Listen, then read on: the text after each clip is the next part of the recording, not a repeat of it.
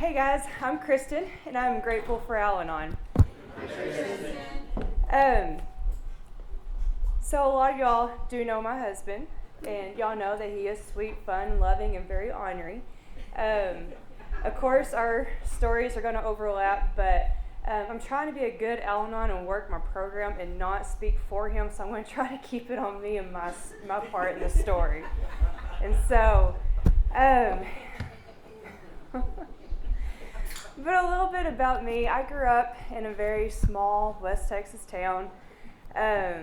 We are a different breed, as Joni was saying. We're talking a little bitty town. I graduated with 22 people in my class, and probably 15 of them we started kindergarten together. So you talk about knowing your people.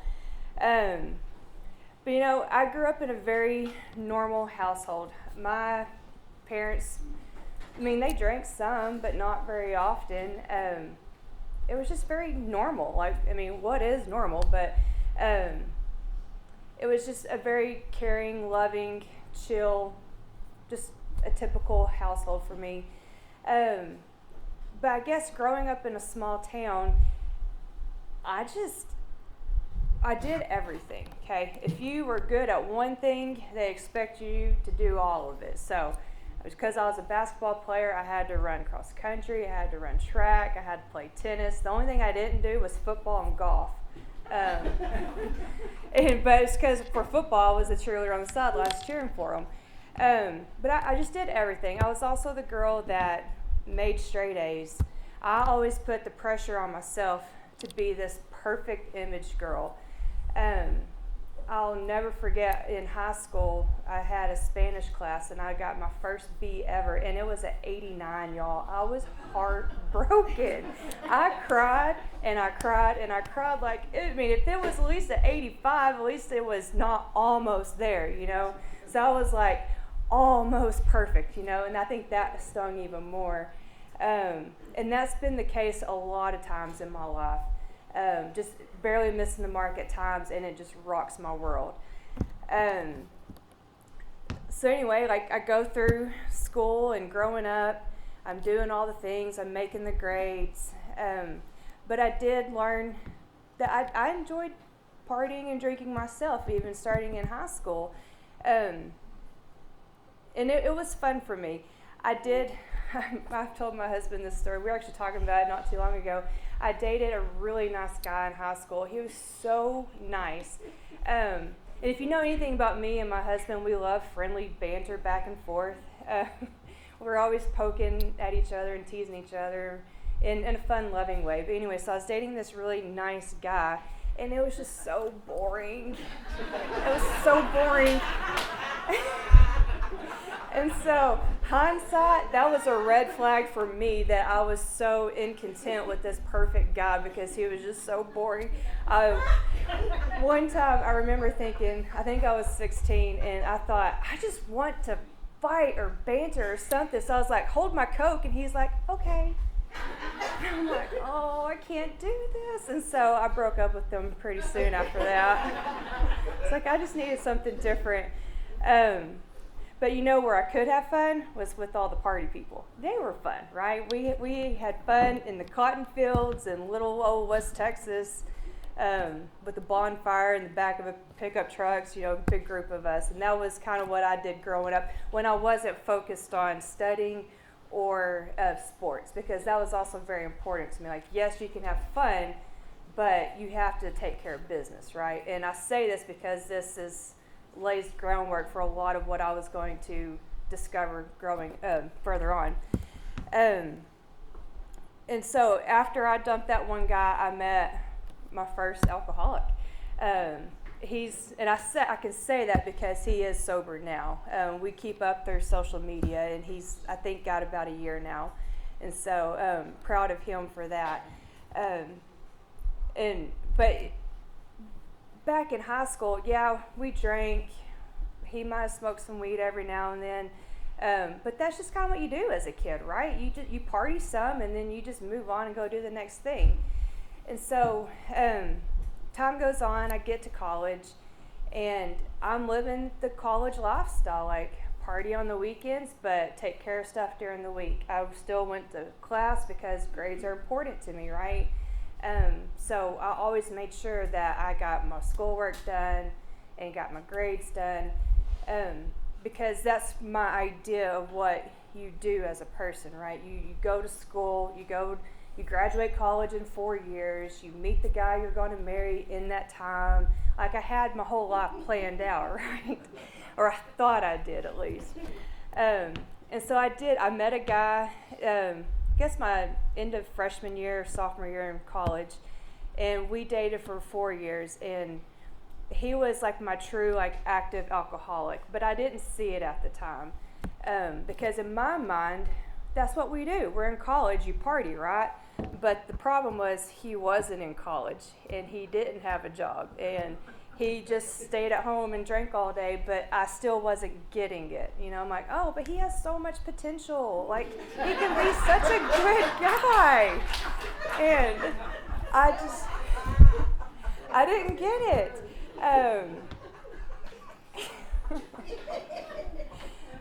And that is one thing about me, is I'm always, I can see the good in people. Everybody, there's good in everybody. There's bad in all of us too, but I'm going to choose to focus on the good.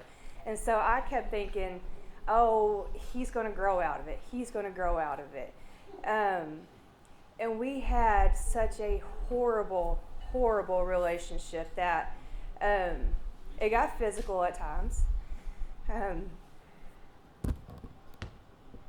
Not super bad, but I didn't grow up seeing that. So when he did lay his hands on me, like, I'm also a fighter, okay? I'm a redhead. You piss me off, you're going to piss me off, okay? And so I wouldn't stand there and take it. I was going to fight back, whether it was with words or I'd put my hands on him too. And that, I'm not proud to say that, because, you know, that's not how I want to live my life. But that's what I did, because I was also sick too. And usually I was even drinking during those times as well. And so I wasn't in a sober mind frame either. But we probably broke up close to 100 times within 4 years. Like, that's how awful it was. And I was always trying to make excuses for everything. There was on 2 occasions within like 2 months of it that we go out, we drink, we party, we go home, we fight, I try to leave, he runs after me, he hits my windshield, but there's like a little chip and the whole thing shatters. I'm like, oh, how am I going to explain this to my parents? And so I started making excuses at that time, like, oh, a bird flew into my window. I don't even remember what I told my parents, but I was like, oh, this happened. I can't believe that was such a freak thing to happen. You know, like, let's cover this up, because I knew my parents wouldn't, I knew they wouldn't be okay with how our relationship was turning out. I tried to hide it a lot, because I wasn't proud of it. But, you know, I did love them very much, but it was not, I knew it wasn't a relationship that I needed to be in. But that's what you do. You meet your future husband in college, right? So I thought, we're not married, we're not even engaged, but I'm stuck with this guy. Like, that's the path I laid out for myself, and that's the path I'm going to go down.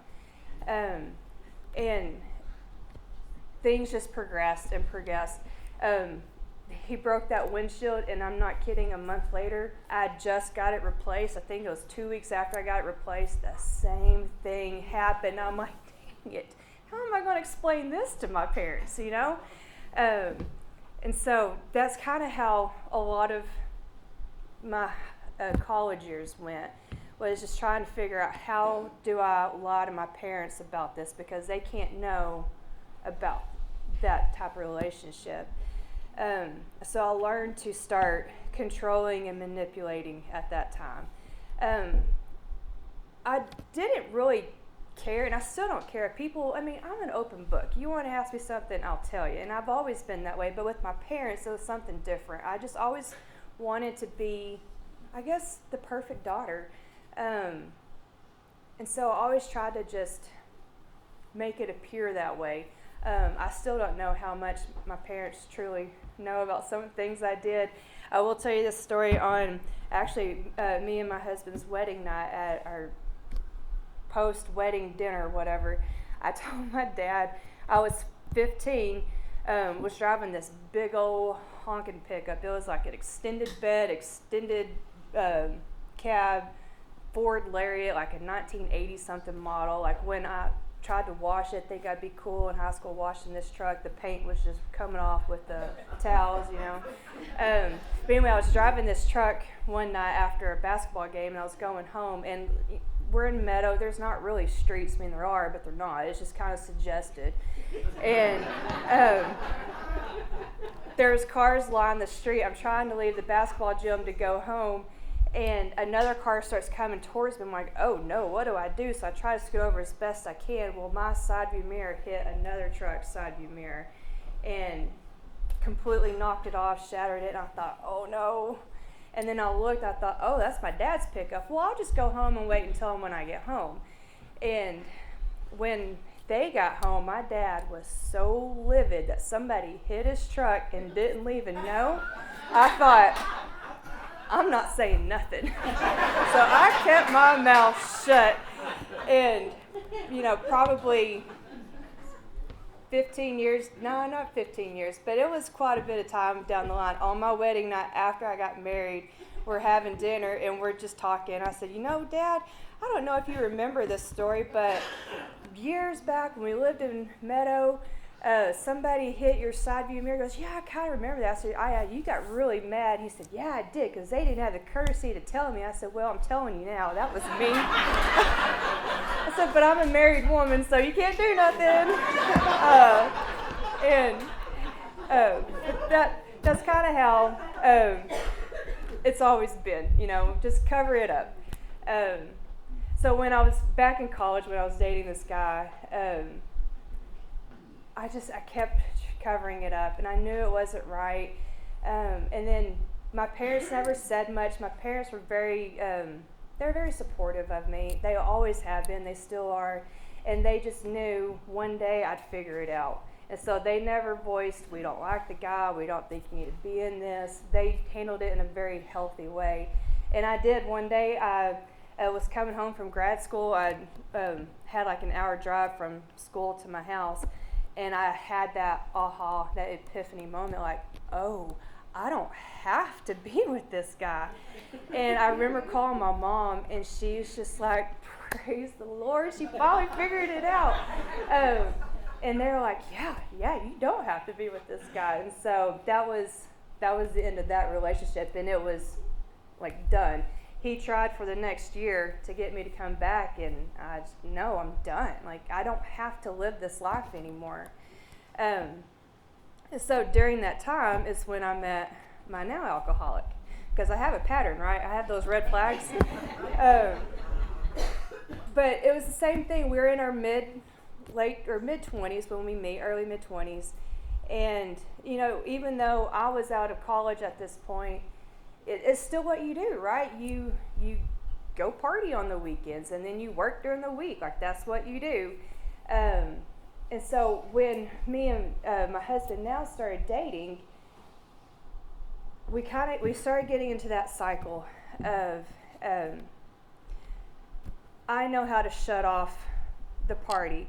He didn't. I didn't understand that. And I just wasn't getting it because, again, he had such great potential, right? And this one actually really did. And it had nothing to do with me. But so we start dating. We're going out partying.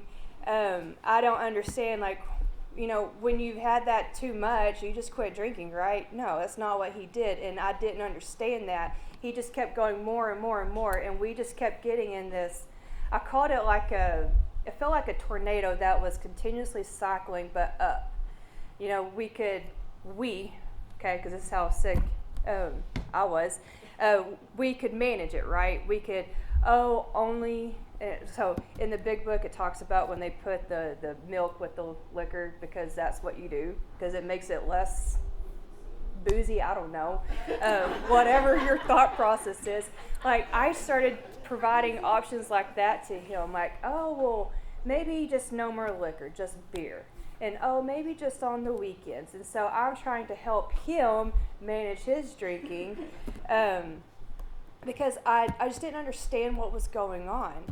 And, we would say, well, weekends only, well, Friday, Saturday. Well, Thursday is like opening weekend, so let's open up to Thursday. And Sunday technically is still the weekend. And so it just kept spiraling out. And I'm trying to help manage it, but then I'm also trying to figure out, well, I want to drink too, and if you can't, and then I can't, and how is this going to work for me? And so the start of a relationship, we're in that cycle of probably more like this. Like, we'll drink and party, an event happens, we get good.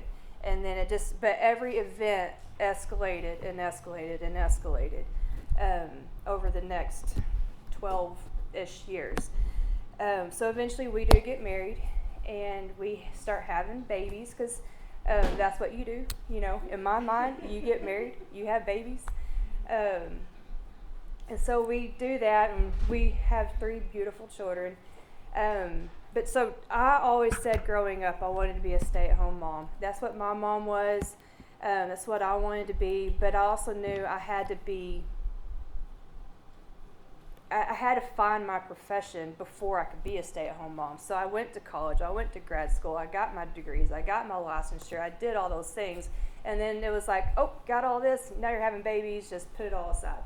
So I really put my life on hold for a while, and I do not regret that at all. Don't hear what I'm not saying. I am very thankful that these past 10 years I've been a stay-at-home mom because it's been wonderful, and I will never regret that decision that we made. But during that time, I started losing myself, and he was losing himself. And so, like I told you, we're in the cycle, right? And it just keeps getting worse and worse and worse. 2021 rolls around, and life really just starts falling apart. Like, I knew I had the perfect husband that I thought was perfect because, he was home every night. We were together. That's perfect, right? Because that's what I was thinking. And so I had that. I had 3 beautiful children. My youngest was still a baby at the time, not even a year old. And I just knew I wasn't happy, and I didn't know what it was. I had a beautiful home. I had everything that I sought my life out to have. And I wasn't happy, and I didn't know what it was. And so I went on a self-seeking journey. What is it that I need to do? So I got back in the gym. I started losing weight. I started doing all these things for me. But something still wasn't, and it was all physical stuff for me. I wasn't getting better, And then summer of 2021 hit, and summers were always kind of a hot spot for us because, patio drinking weather is great, and being out on the lake, on the boat, and drinking is great. And so summer was naturally when drinking would get out of control. And so I would kind of got to where I just dreaded summer. I was like, oh, here we go. We're about to have something big's going to happen. We're going to have some sort of blow up, but we'll reset because that's what we've always done, right?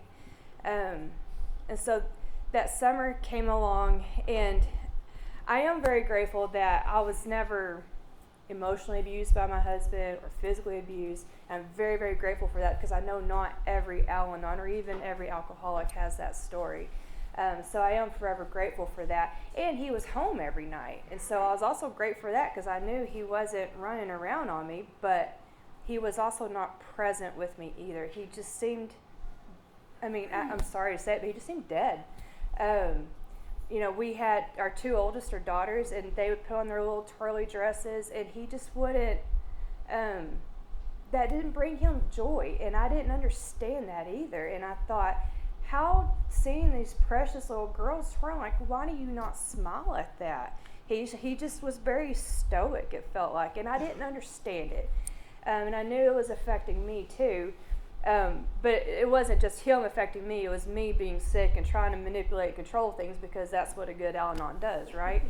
And he would, and I never wanted to accuse him of doing things unless I had proof of it. And so when he would come home and I would think, is he drunk? Like, surely not. Where would he have gotten booze at? And I'd go out in the garage and I'm counting all the drinks. I'm like, well, it's all accounted for, so am I going crazy? Because I feel like I'm going crazy here. And so, and even like towards the height of those days, he would come home for lunch and I would think, are you drunk? Like, surely not, because that's not what you do. You go to work. You don't go to work to drink, right? So I was very confused by this. And so I would start sneaking around to go looking in his truck, like, are there any bottles in it? I mean, so I think I was sneaky. I don't know if he ever knew I did it, but when he'd be making his lunch, I would sneak out there and go look in his truck, like, is there any evidence, or am I just going crazy? And I would never find those bottles because he was very sneaky. And in return, that made me even crazier because I thought, am I losing my mind? Have I lost my sense of reality? Because I am sure he's drunk, but I have no evidence to prove it. So I can't say anything to him because I'm not that crazy, right? I can't go start pointing fingers and accusing him. And so I was getting very crazy, and I was constantly thinking about it, and that sense of trust that you're supposed to have in a marriage was going away because I was sneaking around trying to figure out what is he doing, and he was sneaking around figuring out how could I drink without her knowing, which he did very well, and which I will come to find out later how well he did that. But so I'm getting worse, and I'm constantly just checking up on him, like, okay, he's getting called out in the middle of the night to go on a work thing. Is this legit, or is this just an excuse? And so then I would start tracking his phone, being like, well, where is he? Oh, so he's at this place, but this place is next to a bar. Is he actually at this basic place of business that I do know that his company dealt with, or is he actually, and I would even think, well, maybe he left his phone in his truck and parked out here and then walked down to the bar. Like, this is what I'm thinking. Like, I was very, like, sick with this. And so that summer 21 hit, things just start getting worse. We start making not horrible comments, but in considering our marriage, a horrible comment in what I would consider. Like, divorce was not like, oh yeah, okay, sure, I can get a divorce. And I'm like, wait, what? What is this? And we go on a family trip with my family, and like I said, my parents didn't really drink much growing up, but I'm the youngest of 5, and so me and my siblings and their spouses, we all get together, and there's usually lots of booze involved. So we go on this big family trip to float the river, and y'all, I mean, we definitely look like a family of alcoholics because we had this one refrigerator packed full of all the booze, and that wasn't even all the booze. And so we go on this family trip, and life just starts really coming to head. Like, I'm really starting to see things, and I'm realizing I'm not happy. I'm not enjoying this. And so a couple weeks later, I come down with COVID. We have a barely 1-year-old baby at home, so I thought, okay, I'm going to quarantine away. Chris, you're in charge. There's 2 other kids to take care of as well, but, especially, a baby you have to be attentive to. Not one of me being quarantined until our bedroom rolls around, and I'm already bored. I'm like, I'm supposed to do this for 2 weeks? Like, oh my gosh. In a way, I was kind of grateful because being a stay-at-home mom and getting a break from your kids, even though as much as you love them, can be very beneficial. But I was already bored just a few hours into it. And so that night, I thought, I'm just going to poke my head out, see what's going on. So I poked my head out, and he walks by just stumbling drunk. And it lit a fire in me. I thought, are you kidding me? Like, you're supposed to be taking care of 3 kids because I can't right now, and you're just going to be drunk. And so I did what all good Al-Anons do, and I started yelling and screaming at him, and because I was mad. I was really mad. And it finally, like, all the times of me just penting it all up and bottling all inside of me, trying not to say things I didn't have the evidence. Well, he's fallen over, so there's my evidence, and I'll let it go. And I said things that I shouldn't have said, crossed some lines that I knew were lines that I should never cross with my husband in saying certain things, because I knew that would get him to his core. So we have our fight. Well, I say we. He was just very quiet, stood there and took it, and I fought the whole time. Which that pissed me off too. Like, at least say something instead of, I know, I'm sorry. That's not good enough, you know. So our pattern is we would have these moments, and then he wouldn't drink again for a couple months, a month, a few weeks, a week. Well, this time, day 2 rolls around, and same scenario. I'm quarantined in our bedroom that whole day. I get bored that night. I poke my head out, and what do I see? The exact same thing. And I thought, oh my gosh, I can't do it anymore. And so that night, I really just prayed a lot, and I thought, God, I don't know what to do anymore. Obviously, anything I say or do is not going to affect him, because we were obviously at that point. I just laid into him and said the worst things I could possibly say to him the night before, and it didn't change the behavior. And so after that second night, the following morning, I told him, I said, look, I'm done. I want you to go. And that was hard, because I mean, my parents are still married. They've been married for, 45, 46 years now. So I didn't grow up in a divorced home either. So divorce for me isn't really in the cards either. But I also knew I couldn't live that way anymore.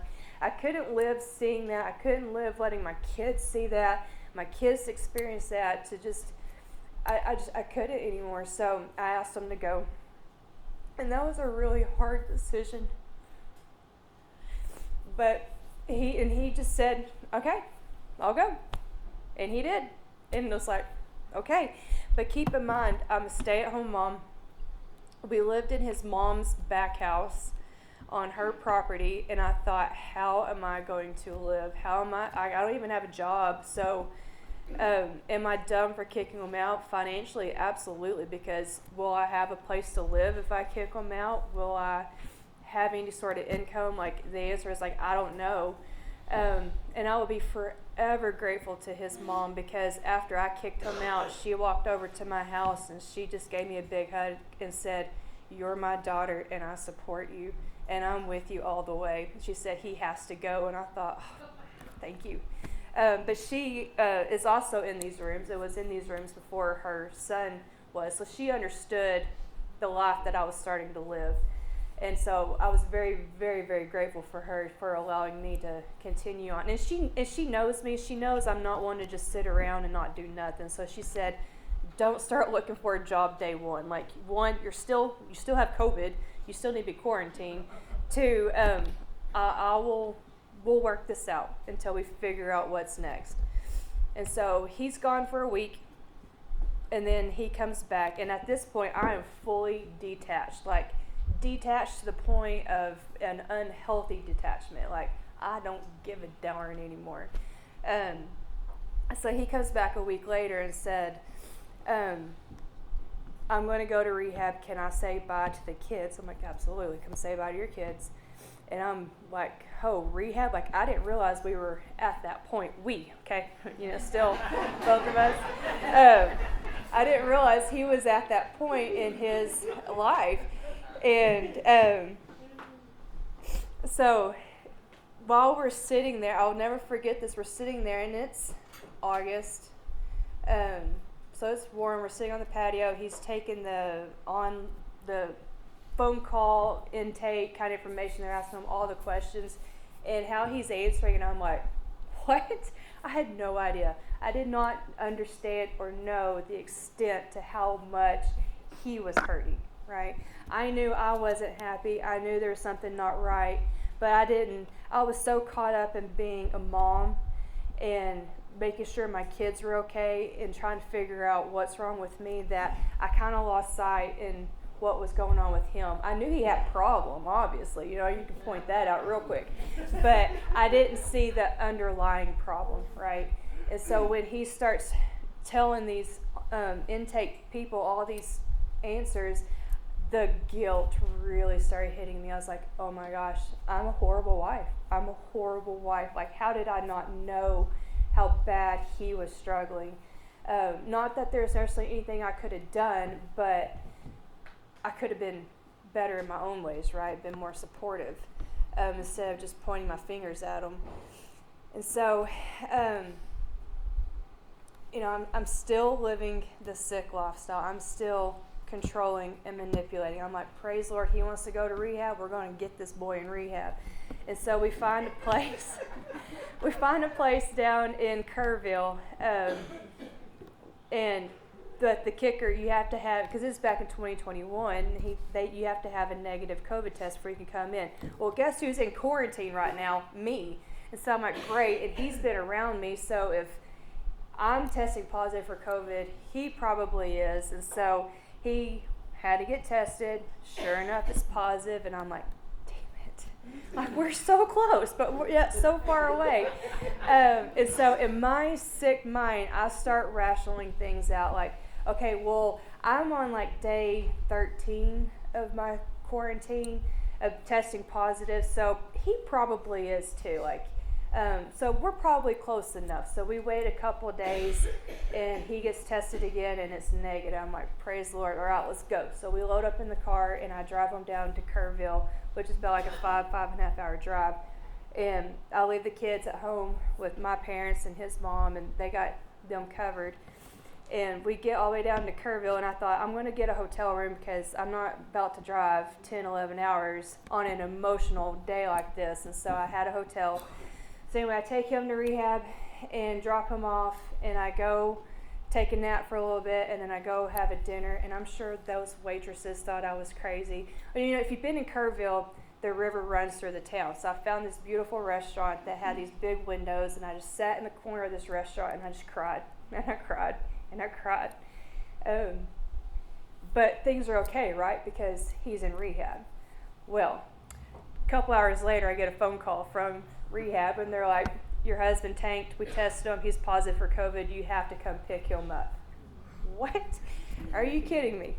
And so I was defeated in that moment. I thought, I don't know what to do anymore. So I go and pick them up, and they're all like in these hazmat suits, and they have a suitcase and a baggage, and they're like, bye. And I'm like, what do I do? And so I take him to the hotel. And of course, like he really did tank. Not only was he trying to detox from alcohol, he also tanked from the COVID. So we get to the hotel room, and I don't even know if I slept that night. I was just heartbroken. Like, I worked so hard to get him here, right? And now he's back with me just a few hours later. And so the next morning, before I even knew about the steps, I had my step one moment. I'm sitting out on the patio in beautiful Kerrville, Texas. I love hill country scenery out there. And I'm just sitting on the patio chair, and I'm just like, God, I don't know what to do anymore. Like, I've tried all the things, and I'm failing. And not only did I fail at it, I just prolonged his rehab 2 weeks because I tried to manipulate COVID, And that sucked, and I realized, crap, I really did him a disservice by trying to control his situation, right? And I was just sitting there, and I just still remember there was this squirrel running and ran around the tree right up in front of me, and that was my true, step one moment. Like, this is out of my control. I can't do anything. Anything I try to do, I'm just making it worse. And so, I took him home because that's all I knew what to do. And he really tanked with COVID. I mean, his oxygen levels got down real scary. He was incoherent. He had to go stay in the hospital for COVID for 5 days while detoxing, just bless him. It was a hard thing for me to stand back and watch. But like I said earlier, I was so detached at this point. I was like, I don't care. I'll get you to the hospital because I feel like you're about to die, but I don't really care. Like, I'm just going to take you and go on. And,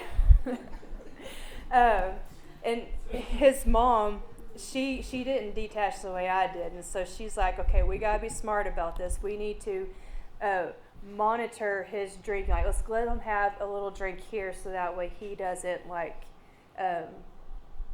all the withdrawal things that we can help alleviate some of that. And so she's like, has a timer set and giving him an alcoholic beverage every now and then. I'm like, screw that. I'm not doing that. If you want to, fine, but I'm not. Like, I'm not doing anything anymore. So finally, those next 2 weeks, and that was the hard part because I manipulated the situation to get him into rehab probably 3-4 days earlier than what he probably should have. Because of that day he tested positive in rehab, they said he cannot come back for 2 weeks from today. And I thought, great. So he survives COVID. He comes home. We're trying to detox. And I take him back to rehab on my birthday. And I held on to that for a while, and I was very bitter about that for months after that. Like, this punk. Like, I'm having to drive him to rehab on my birthday when I should be showered in love with all the gifts and coffee in bed and dinner and all this. And I was really mad about that for the longest time. But this is where some recovery comes in. We go on a retreat about 6, 8, 9 months later with some other recovering alcoholics in Al-Anon. And I'm talking with one of the spouses, and I told her, I said, yeah, I had to take this guy to rehab on my birthday. And she said, but Kristin, what better gift could he give you for your birthday than sobriety? And I was like, wow, that was it for me. Like, that was a true perspective moment. Like, it's not, sometimes we have to just step back and just get a better perspective of things that's going on. And so now, I'm not mad about it, but but my birthday's coming up in September, just so you know.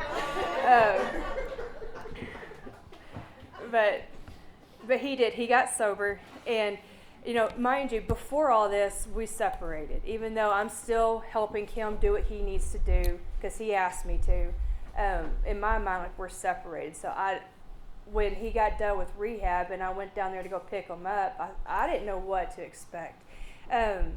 We didn't get to communicate much. There was only certain days, certain times, and when you have kids and all the sports and all the things, I may not be home during those times to talk to him. So we didn't get to talk a whole lot during that time. But when we did, I could tell he sounded better. Like, he was getting excited and on fire for recovery, which was great, but what does that mean for us, right? And so I was so nervous when I drove down there to pick him up because I didn't know what to expect. And it was awkward for a while, but we decided, like, let's stick this out. Well, we never really officially had that talk. I assume we're still sticking it out. But he came home and we started living the married life again. And he did tell me while he was in rehab, he said, there's this thing out there called Al-Anon. It's for family members. I don't know if you'd be interested in going. Some say they like it, some say they don't, but it just kind of depends on you, the meeting, whatever. And so I was like, all right, I'll try it. I went to my first meeting and I thought, I don't know, I didn't really get anything out of it. But then I went to another meeting, and that's where I got it. And that's where, and that's why you don't just go to one meeting. You go to multiple meetings. Figure out, one, is it a healthy group? Is it an unhealthy group? Are they talking recovery or are they not? Because I felt so more scared after leaving that first meeting. I thought, oh gosh, not only is my life doomed, my kids' life is doomed, like everybody's life is doomed. Like, this is not, I'm not about this. But it just wasn't the right meeting. And not to say that was necessarily a healthy group. Maybe it just wasn't a healthy meeting, because meeting to meeting can be different. But I started going to a different meeting, and that's where I found my people. That's where I found my now family, and a lot of them are here today. And I love and appreciate all of you guys. But so now that he's sober, life's back on track, right? We're married, we're having kids, we're moving forward with life. Life is going to be good, right? And then I go to Al-Anon, and I'm thinking, okay, so Christmas is coming up. My family likes to drink. How am I going to manage this, right? And so that's what I thought going to Al-Anon was going to be. I thought you guys were going to give me a manual on how to handle my alcoholic husband. That's what I thought it was. And the first meeting goes by, and there's nothing said about what to do about their drinking or not drinking. And the second meeting, and I'm like, hang on, I'm not getting what I thought I was going to be getting out of this. And I think I even asked, I'm pretty sure it's my sponsor now, I think I even asked her, like, I mean, what do I do about Christmas? Like, how do I manage this? And I don't remember what her response was, but I remember being so, like, just still trying to manage and control things. Because I had trained myself to do that throughout the last 12, really 15, 16 years of my life, even before my husband. But then I slowly started realizing, oh, this program's for me. Like, now I get it. And then, like, I started realizing, oh, okay, this is what the step stuff is about. So it took me some time. I mean, I may be a redhead, but I can also be a blonde in moments. It took me some time to realize that I had work to do. It wasn't just about him being sober. I had work to do as well. And so I kind of started really paying attention to the steps. And then I thought, okay, it took me some time, maybe a year. But I finally said, okay, I'm going to work these steps. And so I asked my sponsor if she wanted to be my sponsor. And she's like, sure, pray on it. I'm like, well, I've been praying on it for a year now. But, she agreed to take me on. And so it was when I committed to start working the steps that life fell apart in other ways, okay? And in my life, not in his, in my life. Being in Al-Anon, we want to control things. We want to manipulate things. We want things to go the way we expect things to go, right? We have these expectations that aren't being met, and how do we control this? And so I start working the steps, and it was probably not even a few weeks later, a month later, I found out that I tore my rotator cuff. And so I had to have that surgery. And some of y'all may remember me with the big old arm sling coming to meetings and to conferences and whatnot. And that was hard. For someone who doesn't like to give up control, take away their dominant arm, okay, for months. That was hard. My goodness.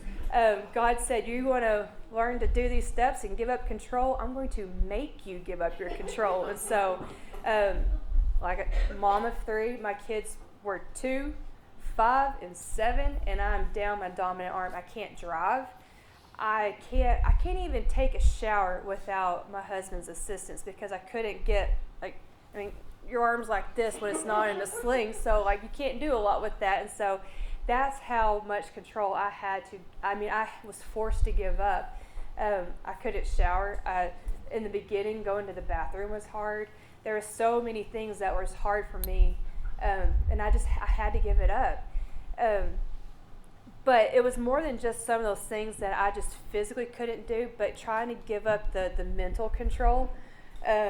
We had somebody that would come in and kind of help with laundry every now and then, which huge blessing because I couldn't do it. But it drove me crazy because it was wonderful and amazing as she was, and as grateful I was for the help, she hung up pajamas. And I thought, why can't we find any of the kids' pajamas? Because they were neatly hung up in their closets. And that drove me crazy. And I'm like, who does that? And so that mental control, that inner struggle really starts coming out. And I realized, oh my gosh, this is like another layer of control that I'm having to learn to give up. Like, it's okay that they're hung up because guess what? They're clean, It doesn't matter how it gets done as long as it's getting done. It may not be done in my way, but it's getting done. And I had to really dive into that for a couple of months of just letting go of that mental control that I was partaking in. And I'm also grateful because during this time, if Chris wasn't sober, how would that have worked otherwise? So I'm so grateful for this program, for my program and for the AA program, because it truly has saved our marriage. It has saved his life, it saved my life, and it saved a lot of just sanity. And so God was really having me work through these steps and learning how to give up some control. And, step one was the shoulder. Following it, recover from that. A few months later, I find another big health problem. We found out I had cancer for a little bit. And talk about mind-boggling, okay? I was, 38, 37 at the time, thought, I'm not supposed to be dealing with this. And we didn't know how bad it was, but what I did know is I had to wait 2 months to find out, and that really pissed me off. And so I remember one day I wanted to know the test results so bad on stuff that I called incessantly to my doctor on a Friday, and come to find out they weren't open on Friday, but I didn't know, actually they weren't answering, so I called probably 30 times that day. But that was another part of I needed to let go of that control. Like, I can't control what those test results say. All I know is I can control how I'm reacting to it, and I was reacting crazy. But thankfully, 2 months went by. I had my surgery. They had to. We found out it didn't spread. They had to take some lymph nodes from other areas to see if it spread. And thankfully, we got clear margins, and it hadn't spread. So praise for that. And that was, a year or two into sobriety. So it was a lot for us to handle, and a lot for me to handle. Like, I was losing control so much. But it's the tools that I learned in our Al-Anon rooms is what helped me figure out how do I let go of that control. And if you've heard me in a meeting, you've heard me anywhere, you may have heard me say this, but I'm going to say it again because it's my most favorite tool for me to use. When I'm in those can't control situations or feel like I need to control it, I go through the serenity prayer and I break it down. I say, God, grant me the serenity to accept the things I cannot change. And I pause there and I say, what does that mean for me right now? And then when we were waiting on doctors, phone calls, and test results and whatnot, I would say, okay, I can't control what's on those test results. I can't control that they're calling me back or not calling me back. I can't control all these things. And then I go through the next part. When I break it up, I get lost. Grant me the serenity to accept things I cannot change, the courage to change the things I can. And so then I pause there and say, okay, what can I change? Well, I can change how incessantly calling the doctor's office. I can stop that. Don't press send. I can breathe.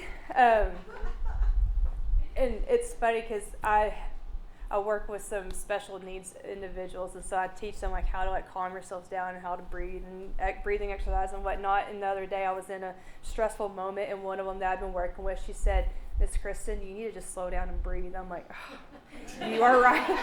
You are right. But those are things we can't control, right? We can stop ourselves. We can work on grounding ourselves and centering ourselves and breathing and how we're going to respond to things. And do I need to say that ugly thing, or should I not say that ugly thing? Or, what can I control? And I can control what I say and do, right?